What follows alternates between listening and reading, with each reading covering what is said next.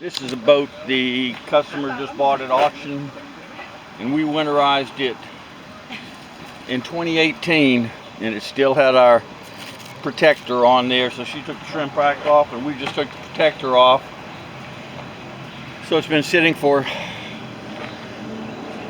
7 years now. So we're going to see how easy it starts. People ask me, how do you winterize a boat? I say, bring it into us, sleep well over the winter time.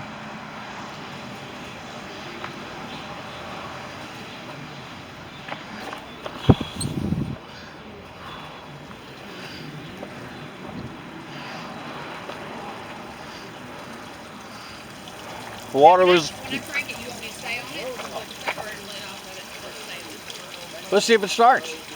Tell me when you're ready. I'm ready.